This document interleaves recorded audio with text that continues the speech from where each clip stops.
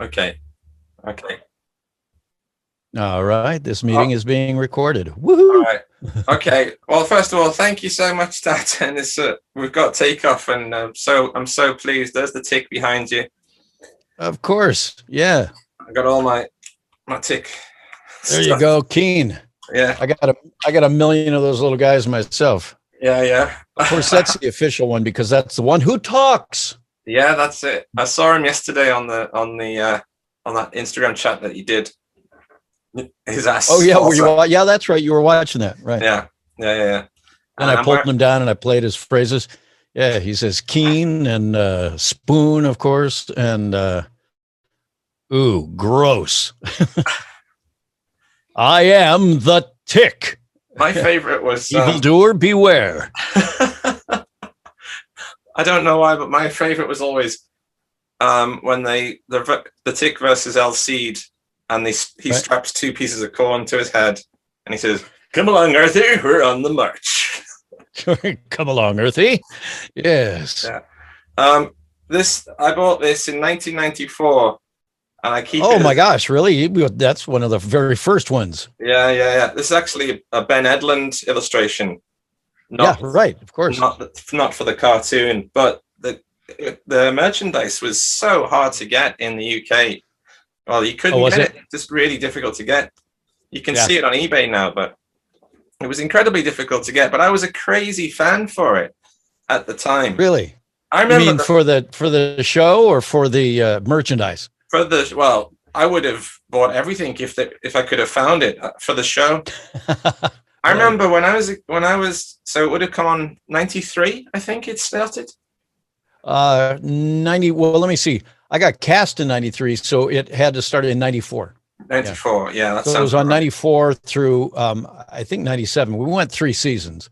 Right. So 94, 95, 95, 96, 96, 97, right. Okay. That's right. Well, obviously that's the main thing I want to talk about today. I do want to talk about everything you've done. Researching your resume is mind-blowing because there's things on there that I thought that I love, but no one else would want to talk about, like the Pro Stars and things like that. Oh my gosh, you remember Pro Stars? I remember Pro Stars, yeah. I was just talking about it like the other day with my friend. And, isn't that funny? And he's from America. I'm not, obviously, but we both live in Tokyo, and we do our podcast about the 70s, 80s, 90s, and mainly. And so I'm give him like sort of do you remember this? Do you remember this? And he's into sports. I'm not. And he's never heard of it. And I said, oh, it was really good, actually. It was really quirky. And I loved it. They used to solve crime. You're talking about Pro Stars? With their sports gadgets and things, and hockey pucks that turned into nets or something. I don't know. Right. That was for some reason, I always seem to end up playing characters that just do nothing but eat a lot. Yeah. Were you Wayne Gretzky? Wayne Gretzky. Yeah. Gretzky. Pro Stars. And he was hungry. And he was also the dude of the group, wasn't he? He was the dude of the group. Yeah. He was like the Michelangelo of Pro Stars. Of the group. Yeah. Right. Yeah. Always hungry and kind of the spaced, well, not spaced out, but yeah, he was the dude, the party dude. Yeah. And you also supplied the voice of the cool spot, the 7-Up cool spot. I did. Yes. Yeah.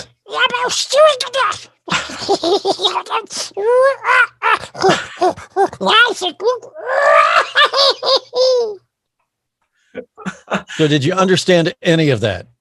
Oh yeah. I'm fine, thank you. Of course you did. Yeah, I'm doing very well, and it's about 20 to 10 here. So thank you for asking. Yeah. Oh, that's right. Well, it's 10 in the morning there, right? Yeah. Right. I was actually texting you at like 4 a.m. Yeah, well, I was wondering because I was baffled when you were texting me that first time this morning. I was like, wait a second, it's got to be like the middle of the night there, and he's awake. What's he doing awake? Yeah. And then I finally waited until my session was over, got done with my session, and then texted you, wasn't hearing back. And I thought, well, he was awake in the middle of the night. He's got to still be awake now, knowing that this thing's going to happen. And then I imagine you probably just crashed and caught a little shut eye, huh? Yeah. Well, being as it is. Oh, go ahead. You got the enamel pin. Oh, I was just going to say, so for folks who don't know who Cool Spot is, you might remember him. He was the 7-Up, little 7-Up mascot who was on the cans of 7-Up, and his name was Cool Spot. And, he ran around, just doing silly little things like surfing and stuff like that. But that was a great account for me. I mean, I actually, as you might have heard me say last night, I did 2 sessions for that account, and the first one was like maybe not even an hour long, and they just wanted a library of just different sounds and reactions, and in different, maybe he's climbing up a hill, or maybe he's falling off a cliff, right? Then some he was surfing, and others he was sweeping stuff. I mean, all kinds of. So we got a big library of that kind of thing. But then they brought me back in and they made like 6 or 7 spots a year for like 7 years from that library. It was one of the best gigs I ever had in my life. And because I didn't have to do anything else beyond that first hour-long session. But then they did bring me back in once for about like 20, 30 minutes to do the sounds for the video game. Because they came out with an arcade video game of Cool Spot. Well, that's how I know it. That's the only reason I know it. Oh, well, there you go. Yeah. Okay. Yeah. Yes. Because it got great reviews, and I was like, okay, because there was full of those wacky characters in those days. Right. The wacky and better. And I didn't even realize it was the 7-Up logo. Oh, you didn't? No, I didn't at the time. Only when I researched it later on, but just at the time, I just thought, oh, it's just another crazy 90s out there character. They were full of them. Yeah, like the Tick. No, I'm surprised they actually didn't end up doing a cartoon of him. Given that what you're saying. Yeah. And but no, because 7-Up, the logo has always had that red dot right in between the 7 and the up. Yeah. Always, as long as I can remember. And so, some marketing genius at an ad agency or someplace, decided to make a character out of it. And the thing became really popular for a while there. So that was I hold Spot near and dear to my heart here. So you did the recording for the game as well. That was you as well. Yeah. That was that second, half-hour long session was just for the video game stuff. That's what I really love about listening to. Like, I've become obsessed with voice actors, and it's one of the most fascinating parts about voice acting is all these things that you'd never think of doing, But it must be great that it's good that there's all these different types of gig out there. Different types of what? Gig. Job. Gigs, yeah. Oh, yeah. Well, that's what's so crazy about I never planned on doing voiceover solely for a career. I got into it back when I was a DJ. I was a rock jock back in Cleveland, Ohio. I was on the radio there for about 10 years, from like 75 to 84. Right.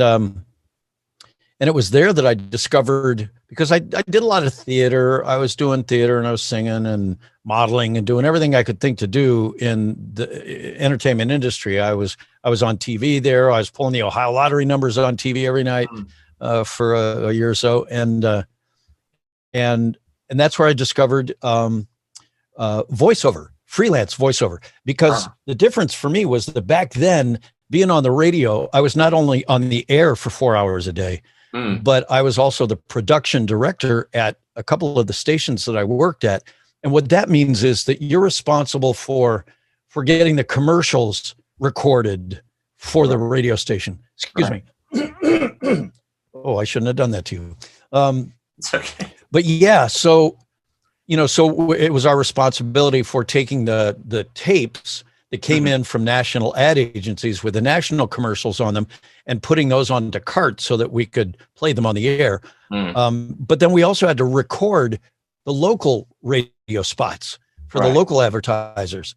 Right. And so I did so much of that, and I really liked doing production, that I realized after a spell of doing that there were ad agencies right there in Cleveland who wanted to use me as a freelance announcer or voiceover for their commercials that had nothing to do with the radio station.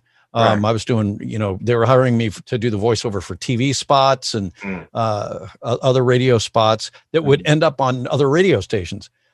And that's when I joined the union and discovered that there was this whole world of people.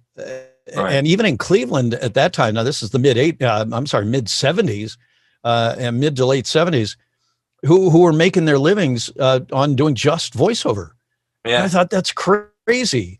Right. And so I started really kind of concentrating on that and taking a lot of my cues from the tapes that were coming into the radio station with the national announcers, the big guys like Casey Kasem and Danny Dark and these great announcers that had just these great voices. And so I was really listening to those and taking my cues from them.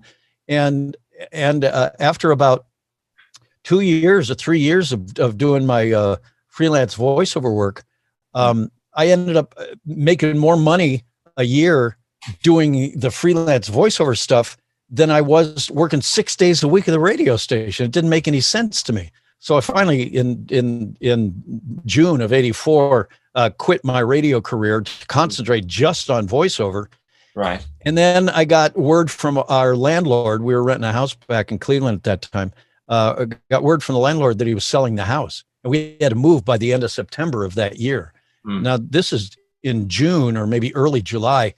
And I thought, well, I don't have till September. I've got to get out before then because I've got 2 kids who are school age and I've got to get them settled someplace. Right. So I thought, since I have to make a physical move anyway, and I hate moving, and I just turned 30, and I'm doing this freelance voice stuff. I'm not in radio anymore.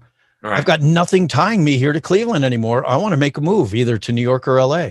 Right. LA ended up getting the short straw. So here I am. Yeah. Right. And so I came out here with a good tape, a good demo tape, but with plans on being an on-camera actor. I never intended to just do voiceovers. I thought, I can do some voiceover work for sure. Tide me over while I, try and get my theatrical on-camera career off the ground. But the voiceover thing just took off for me so fast. Yeah.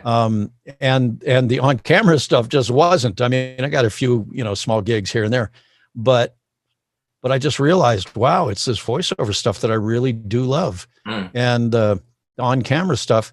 I mean, I did a lot of on-camera commercials for about 5 or 6 years. Then finally around 1990 or so, I quit even doing the on-camera commercial stuff and concentrated solely on the voiceover stuff. And it's just I've never looked back. It's been great.